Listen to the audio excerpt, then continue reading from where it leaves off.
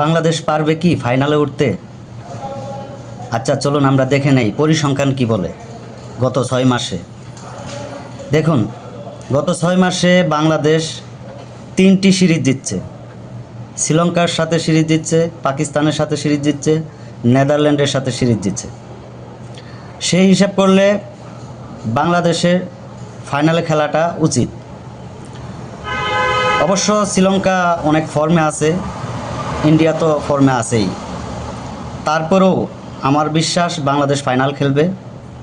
2 দিন আগেও যে আমাদের বন্ধু ছিল সেই শ্রীলঙ্কা আজকে কিন্তু আমাদের শত্রু, মানে আজকে আমাদের প্রতিপক্ষ। আজ রাত 8:30 এশিয়া কাপের সুপার 4-এর খেলা শুরু হবে, বাংলাদেশ বনাম শ্রীলঙ্কা। তো এই খেলায় আমি অবশ্যই বাংলাদেশকে এগিয়ে রাখব, কারণ হচ্ছে শ্রীলঙ্কার সাথে কিন্তু আমরা সিরিজ জিতেছি এর আগে।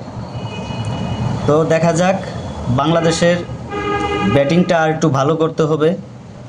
ওপেনিং ব্যাটসম্যানরা যদি একটু ভালো স্টার্ট করতে পারে তাহলে বাংলাদেশ অবশ্যই ভালো একটা স্কোর করবে।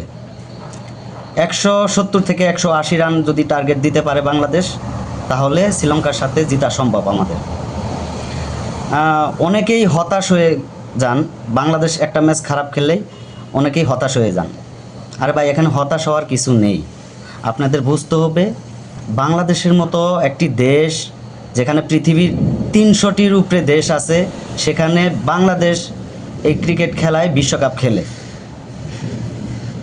তো সেখানে হতাশ হওয়ার কিছু নেই।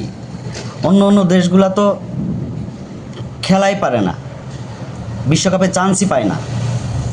তো আমরা তো অনেক দিন থেকে বিশ্বকাপ খেলি, সেই হিসেবে বাংলাদেশকে সাপোর্ট করা উচিত।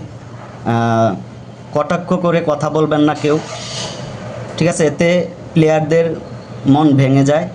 আপনারা সবাই প্লেয়ারদের উৎসাহ দিবেন। আমি ছোটো থেকে খেলা দেখে আসছি, বাংলাদেশকে সাপোর্ট দিয়ে আসছি, সব সময় সাপোর্ট দেব। হারলেও বাংলাদেশ, জিতলেও বাংলাদেশ। দেখা যাক আজকের ম্যাচে কে জয় লাভ করে। অবশ্যই ম্যাচটি আমার কাছে হাড্ডাহাড্ডি লড়াই হবে, কারণ শ্রীলঙ্কা অনেক ফর্মে আছে। তো শেষ পর্যন্ত কে জয় লাভ করে সেটাই এখন দেখার বিষয়। আমরা অপেক্ষা করব, খেলাটা উপভোগ করব, ভালো একটি ম্যাচ হবে আশা করি। ধন্যবাদ সবাইকে।